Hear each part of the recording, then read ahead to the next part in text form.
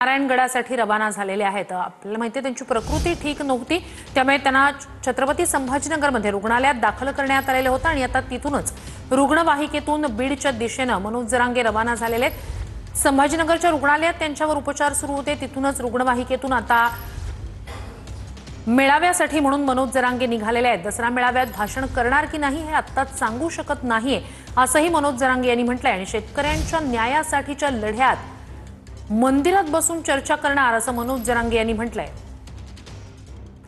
तर मनोज जरांगे यांनी मेळाव्याला निघायला जाण्याआधी जेव्हा प्रसार माध्यमांच्या प्रतिनिधींशी संवाद साधला, नेमकं काय म्हटलं तेव्हा त्यांनी ऐकूया।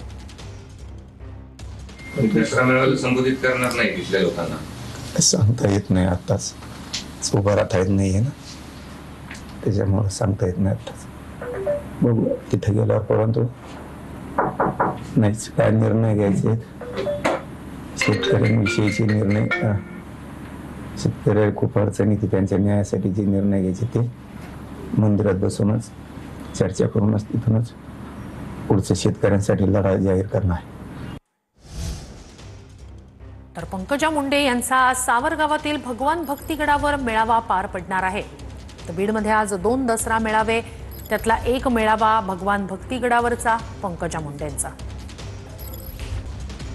मुंडे देखील दिसले होते, ते आज या सभेला देखील येणार आहेत। त्यांनी असं ट्विट केलं आहे काल। खरं तर या मेळाव्याची अशी परंपरा, आम्ही काही स्पेशल इन्व्हिटेशन असं कोणाला देत नाही। एकदा अमितभाई शहांना बोलवलं होतं, कारण त्यांनी 370 केलं, तर एक फार मोठा गर्वाची गोष्ट होती या राज्यासाठी, या राष्ट्रासाठी, तर त्यांना सन्मानित करण्यासाठी आम्ही बोलवलं होतं।